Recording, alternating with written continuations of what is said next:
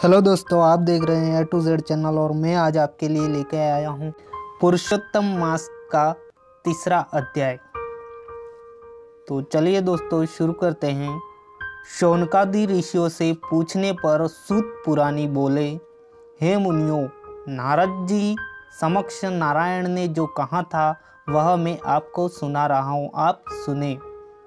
भगवान नारायण ने नारद जी को कहा है, हे ब्रह्मपुत्र नारद, यह कथा श्री कृष्ण ने युधिष्ठिर को कही थी।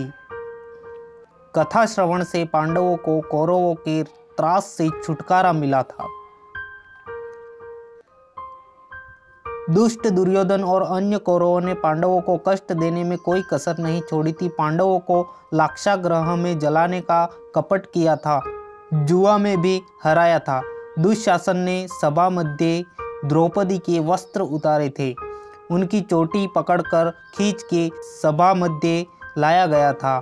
उनका इरादा द्रौपदी को नग्न करना था, लेकिन भगवान श्री कृष्ण जी ने द्रौपदी की प्रार्थना सुनते ही वस्त्र देना शुरू किया था और द्रौपदी की भगवान ने लाज बचाई थी। शर्त मुताबिक पांडवों को 13 साल वन में रहना पड़ा था। जब पांडव काम्य वन में थे तब श्री कृष्ण वहां मिलने आए। तब श्री कृष्ण कोपायमान थे। भगवान का रूप देखते ही अर्जुन ने नमस्कार करते कहा, हे प्रभु, आप गुस्सा मत करो, आप संसार के पालन करता हो, आप शांति रखो, हम आपकी शरण में हैं। अर्जुन की नम्र बात सुनते ही श्री कृष्ण जी का क्रोध ठंडा हो गया। उन्होंने मुस्कुराते हुए कहा, अर्जुन, मैं अपना कष्ट सहन कर सकता हूँ, पर अपने भक्तों का छोटा सा दुख सहन करता नहीं हूँ। भक्तों का दुख मुझे पहाड़ जैसा लगता है। भक्तों के दुख दूर करने के लिए मैं अजन्मा होते हुए जन्म लेता हूँ। अब आपके दुख कुछ समय में दूर होंगे। आदमी को सुख दुख हानि लाभ अपने कर्म अनुसार मिलता है। कर्म बंधन दूर करने के लिए आदमी को धार्मिक कृत्य करने चाहिए, जैसे व्रत, तप और अपने शरीर और आत्मा को पवित्र बनाना चाहिए।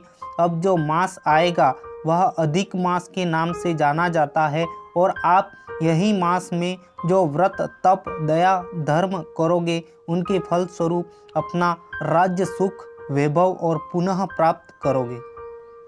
श्री कृष्ण से ऐसे वचन सुनते ही अर्जुन ने पूछा, यह अधिक मास क्या है? हमें क्यों व्रत करना चाहिए? इसमें क्या फल मिलेगा? हमें समझाओ। श्री कृष्ण ने कहा, वर्ष, मास, दिन, प्रहर, घड़ी, पल और विपल सब समय काल के एक विभाग हैं। सागर, नदी, तालाब, कुआं, झरना सब जल के विभाग हैं। ये सभी को अपने देव की कृपा से सुख मिलता है।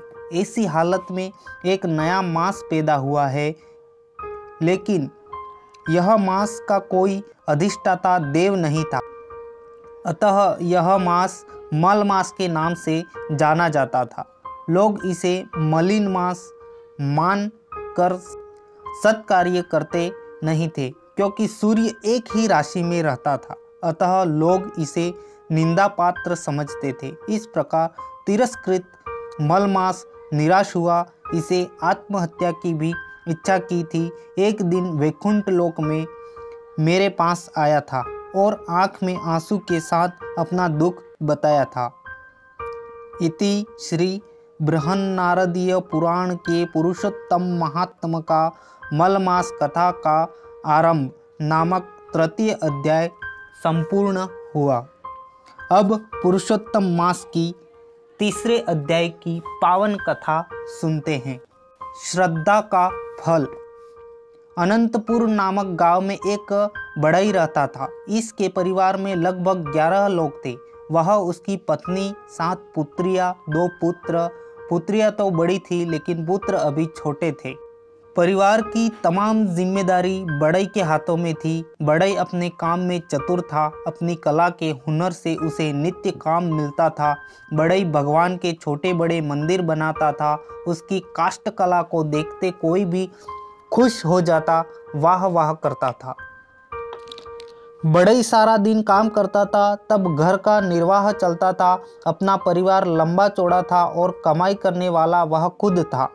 अतः घर परिवार में बाधाएं आती रहती थी। अपने घर में 7 पुत्रियां होने की वजह से बड़ई के मन में पुत्रियों की सगाई शादी के बारे में चिंताएं होती रहती और अपने संतानों की वजह से हमेशा गरीबी में उलझा रहता था। वैसे अपने पास कुछ था भी नहीं, हर रोज कमाना पड़ता था, बचत कहाँ से होगी। समय चलता गया, बड़ई वहाँ का वहाँ रहा। अपनी भरी जवानी समाप्ति की ओर जा रही थी और बुढ़ापा आने लगा था। अब शरीर भी और काम करने से मना कर रहा था। बारी बारी थक जाता, फिर भी काम तो करना पड़ता।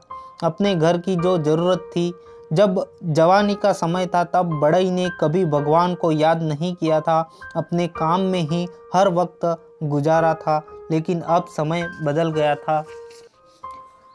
अब देव दर्शन जाता और जहाँ भी प्रभु जी के गान हो, कथा हो, वहाँ डंका लगा देता था।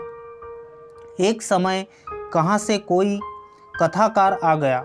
बड़ई वहाँ जाकर कथा सुनने लगा। एक सुबह कथाकार ने अपनी कथा में कहा कि भगवान संसार के तमाम की खबर रखते हैं।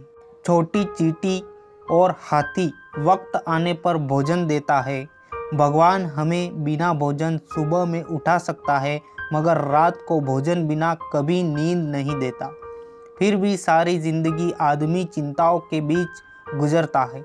जिंदगी में कभी भी भगवान पर भरोसा करता नहीं है। मगर एक बात सदा याद रखो, जो भगवान पर भरोसा करता है वह कभी भी दुखी नहीं होता। ऐसे आदमी का ध्यान भगवान रखता है। कथाकार की कथा सुनते ही बड़ई को भारी दुख हुआ। वह सोच में पड़ गया, सारी जिंदगी मैंने तो अपना काम किया है, भगवान का नाम कभी लिया नहीं। आज भी मेरे पास वक्त है, प्रभु नाम का भजन करूं, नाम याद करूं, मेरा जीवन सार्थक करूं। इस सोच के साथ बड़ई अपने घर आया और अपनी घरवाली को कहने लगा, अब मुझसे काम नहीं होता, यह बात तू अच्छी तरह से जानती है। अब मैं भगवान का नाम लेना चाहता हूँ। वे मुझे शक्ति प्रदान करते रहेंगे और मैं थोड़ा कुछ काम करूँगा और इस सहारे जीवन चलाता रहूँगा। बड़ई की बात सुनते ही पत्नी बोली, आपका कहना ठीक है, आपने सारी जिंदगी खूब काम किया है, अब भगवान में श्रद्धा से मन लगाओ। इधर भगवान भी जाने अपने भक्तों की कसौटी करता है। बड़ई की यही दशा हुई। न जाने कसौटी के मार्ग रूप बड़ई का बाजार से काम मिलना बंद हो गया। नतीजा घर में रसोई बंद हो जाए ऐसा समय आ गया। पत्नी घबराने लगी, अब क्या होगा, और उसको हुआ कि भला मैं अपने पति से कुछ बात करूं, मगर वे चुप रही। इस दौरान बड़ई को भगवान पर अटूट श्रद्धा हो गई। दयालु प्रभु एक दिन अवश्य सहाय रहेंगे। बड़ई रोजाना कथा में जाने लगा था। अब मानो एक नियम हो गया था। तब पुरुषोत्तम मास का आगमन हुआ। कथाकार ने भगवान का महिमा बताते कहा, अब पुरुषोत्तम मास आ रहा है।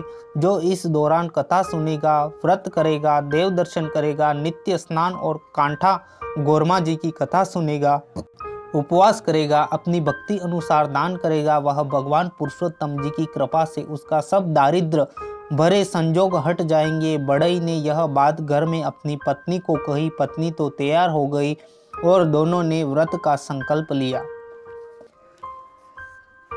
समय आते ही दोनों प्रातःकाल स्नान वास्ते नदी जाते, देव दर्शन करते और अपनी यथाशक्ति दान भी करते थे, भगवान का भजन भी करते थे। अब समय बढ़ता गया। अधिक मास समाप्त होने में थोड़े दिन बाकी रहे। घर में अनाज का एक भी दाना नहीं था। ब्राह्मण को नित्य दान देना चिंता बढ़ रही थी। एक दिन सुबह सुबह बड़ई अपनी कुदरती हाजत के लिए गया। जंगल में जहाँ बैठा था वहाँ जमीन ढलवा थी और बड़ई ने कई दिन से उपवास रखे थे। शरीर भी अशक्त था। फिर वो नीचे की ओर गिरने लगा, लेकिन अचानक बड़ई के हाथ में एक वृक्ष की टहनी आ गई। उसे अपने हाथ में पकड़ी भी, लेकिन वहाँ एक छोटा सा खड्डा हो गया। बड़ई की नज़र वहाँ गई, कुछ चमकती चीज देखी, लेकिन उस वक्त अंधेरा था। बड़ई समझ न पाया कि चमकती चीज क्या है। फिर भी बड़ई वहाँ रहा। जब प्रकाश का आगमन हुआ तब देखा तो उसे आनंद हुआ। खड्डे में थोड़े हीरे थे, साथ साथ सुवर्ण मुद्राएं भी थी। इतना कुछ देखते ही बड़ई ने सोचा, भले मैंने उसे देखा हो, लेकिन ये मेरे नहीं हो सकते। गांव की सीमा में पड़ा हुआ धन मेरा कैसे हो सकता है? हाल ही में हम दोनों भगवान पुरुषोत्तम जी का व्रत करते हैं। यदि मैंने उसे लिया तो जरूर मैं पापी कहलाऊंगा। ऐसा सोचते वह अपने घर वापस आ गया। अब बड़े समय होते हुए भी घर नहीं आया तो बड़े की घरवाली कुछ चिंताएं करने लगी और अपने द्वार पर खड़ी कुछ प्रतीक्षा भी करने लगी। तब बड़ई अपने घर आया और अपनी पत्नी को बात बताई। पहले तो वह खुश हो गई, लेकिन खाली हाथ घर आए पति को गुस्से से बोलने लगी, आप किस प्रकार के हो? हाथ आया धन नहीं लिया, आपको कहाँ चोरी करनी थी? समय का फायदा लेना भी आपको आता नहीं है। अपनी तो नसीब फूटा हुआ है, हम सदा के लिए कंगाल रहेंगे। चलो अब वह स्थान मुझे दिखा दो, मैं ले आती हूँ। तब बड़ई बोला, भाग्यवान, कैसी गलत बात करती हो, वह हमारा नहीं था। फिर भी जो मैंने मिला होता तो हमारी भक्ति बेकार जाती। बड़ई ने अपने अच्छे स्वभाव का परिचय दिया, मगर पत्नी तो फिर से कहने लगी, सब बात छोड़ो, जब लक्ष्मी हमें तिलक लगाने वाली है तब क्या चेहरा साफ करने जाएंगे? बड़ई ने कहा, मगर मैं किसी पराये धन को हाथ नहीं लगाऊंगा। यदि भगवान की कृपा होगी तो यहाँ अपने घर में धन वर्षा होगी। बड़ई की पत्नी आग बबूला हो गई। तब बड़ई ने उसे निशान दिया और कहा, यदि जो तुझे ज़रूरत हो तो तुम अकेली चली जा, मैं तुम्हारे साथ नहीं आना चाहता। एक और बड़ई की पत्नी धन लेने के लिए तैयार हुई तो दूसरी ओर अपने नियम अनुसार नदी स्नान का समय हो गया था। बड़ई ने अपना नियम बताया और कहा कि जो नियम टूटेगा तो अपने भगवान नाराज हो जाएंगे। बाद में बड़ई की पत्नी ने अपनी बात छोड़ दी और दोनों स्नान के लिए रवाना हुए। इस दौरान यह सारी बात बड़ई के पड़ोस में रहता एक हजाम सारी बात सुन चुका था। उसने अपनी पत्नी को बात बताई और थोड़ी ही देर में दोनों बड़ई वाली जगह आ गए। खड्डा भी देखा और दोनों राजी भी हुए, पर यह क्या, वहाँ तो सोने के स्थान पर ढेर सारे बिच्छू थे। हजाम चकरा गया, घबरा गया, सोचने लगा, बड़ई ने अपनी बात में सोना हीरे की बात कही थी, यह कैसे बदल गया? लगता है बड़ई ने हमें बिच्छू के जहर से मार डालने की योजना बनाई है। हजाम ने बुरा सोचा और बिच्छुओं से भरा घड़ा अपने वस्त्र में लपेटे घर पे लाया और बड़ई के घर की सतह पर जाकर मिट्टी के बने नाल को हटाकर प्रतीक्षा करता रहा कब बड़ई आए और उनकी पत्नी का आगमन हो। समय बीता, बड़ई और उनकी पत्नी दोनों नदी से वापस आए। दोनों में से बड़ई भगवान की पूजा करने बैठ गया। तब मौका पाते ही हजाम ने साथ में रखा बिच्छू वाला घड़ा उल्टा किया और चमत्कार हुआ। हजाम ने बिच्छू गिराए थे, लेकिन भगवान की कृपा से सब सोने के सिक्के बन गए। एक मीठी आवाज़ करते सब नीचे गिरे। बड़ई और उनकी पत्नी आनंद में डूब गए। बड़ई अपने आंसू को पोंछते हुए बोला, प्रभु जी, वाकई आपने मेरे लिए कष्ट उठाया है। आप सचमुच महान हैं, दयालु हैं। बड़ई को वैसे भगवान पर अपार श्रद्धा थी। वह समझा प्रभु ने हमारे पर कृपा बरसाई है। बाद में दोनों ने नीचे पड़े धन को उठाकर सुरक्षित स्थान पर रख दिया। बड़ई की पत्नी ने कहा, मैंने आपका कहा माना नहीं, लेकिन आपकी श्रद्धा रंग लाई। अब मानना पड़ेगा। जो भगवान पर सच्चे दिल से श्रद्धा रखता है उनकी मनोकामना अवश्य पूरी होती है। समय पसार होता गया। इधर बुरा सोचने वाला हजाम को होता था कि अभी बड़ई के घर से दुख भरी चीखें आएंगी, और मगर ऐसा नहीं हुआ। तब हजाम खुद बड़ई के घर देखने के लिए आया, पर यह क्या, यहाँ तो बड़ई आराम से अपने प्रभु जी की माला लेकर बैठा था और नाम ले रहा था। सच है कि धन जिसके नसीब में होता है उसे ही जा मिलता है। यहाँ बड़ई के भाग्य में लिखा था तो हजाम ने लाकर छत से नीचे गिराया।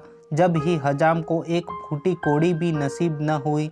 भगवान की माया लीला अपार है, कोई जानता नहीं है। बड़े पति पत्नी दोनों ने कभी किसी को धन के बारे में कुछ कहा नहीं, पर वह धन अच्छे काम में आने लगा। भगवान पुरुषोत्तम जी का व्रत जो उन्होंने रखा था वह अच्छी तरह से मनाया।